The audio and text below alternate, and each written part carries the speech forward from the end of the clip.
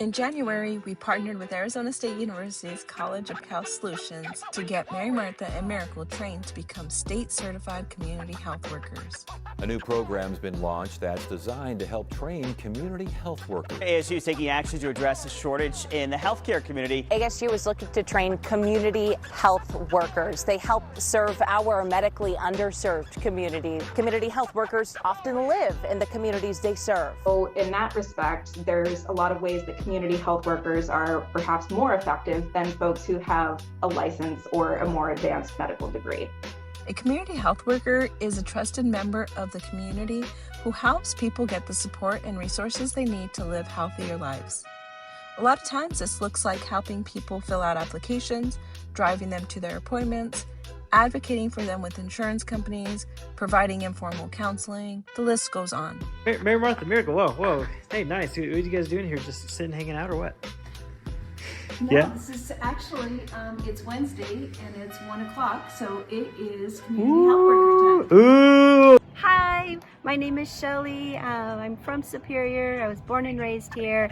I'm a nurse. I've been a nurse for 25 years, and I love the medical field, and I love all the good things that Regen is doing for people here in Superior. Our community healthcare workers, this work that they do is really invaluable to our town.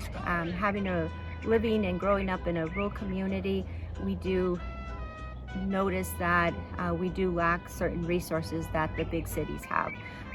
Having Miracle and having Mary Martha certified community health care workers really does show their commitment to their town and how much they care about people.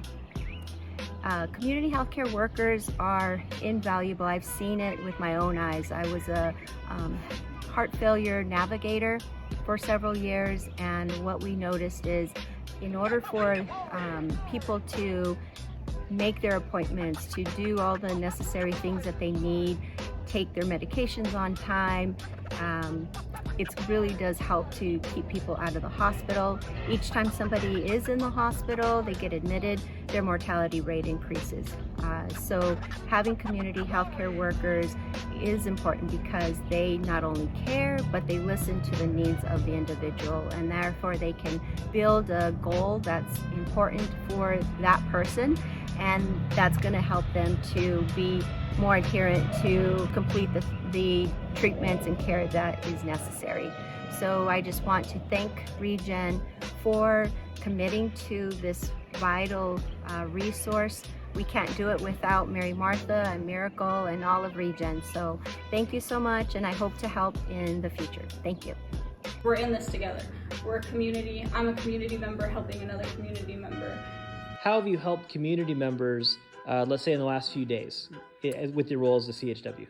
Well, I've been able to help people fill out their applications for food stamps, and that was really great, and get those turned into the DES office, and help people get to our Monday breakfasts, help people get access to notaries, and just being there to support people in all kinds of different capacities. Chris sent me a text message earlier today and asked me if I could say a little bit about my background and why community health workers matter and why I support the work you guys are doing in Superior. And I told him I'd be happy to do that. First, congratulations, Miracle and Mary Martha, on your community health workers certification by the state. That's a big deal, and I personally congratulate you both. The community will benefit greatly from your expertise. A word or two about my background regarding community health workers. First, I am a physician, and I was a healthcare executive for 20 years. I was the executive supporting Robert Wood Johnson Foundation's largest grant that they'd ever made up until that time. It was called Pursuing Perfection, and it was a multi-regional, multi-year effort to redesign the way American medicine is delivered. We'd been working on this locally for more than a decade. Some Europeans joined from Sweden and England and the Netherlands in year 2, and it was great to have them on board because they had a different perspective. During that period, actually from the start, we included patients in all the design work and in the governance work. They only asked for three things. They asked for what they called navigator coaches that later became community health workers. And they asked for their own medical record, not just access to the hospital and doctor's medical records. And they asked for ongoing training and education for themselves and their families so they could do a better job of taking care of themselves.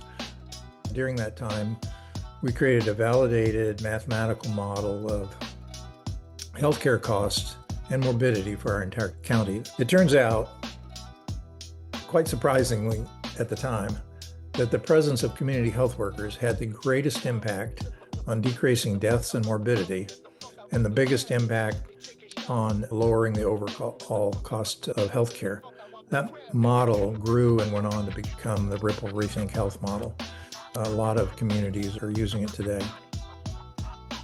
Now for the important part.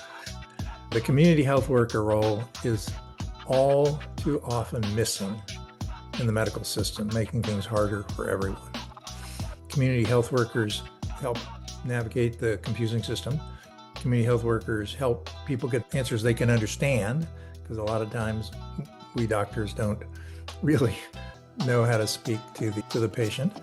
Community health workers get the attention of the medical personnel before it's too late. Community health workers make physicians' lives much less frustrating. It takes a while for physicians to learn that, but that they do.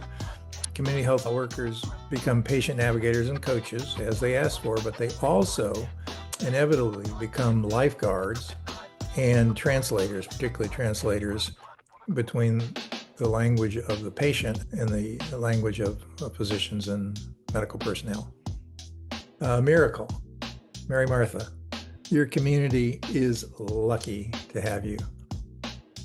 And I must say, you're lucky to have such meaningful jobs.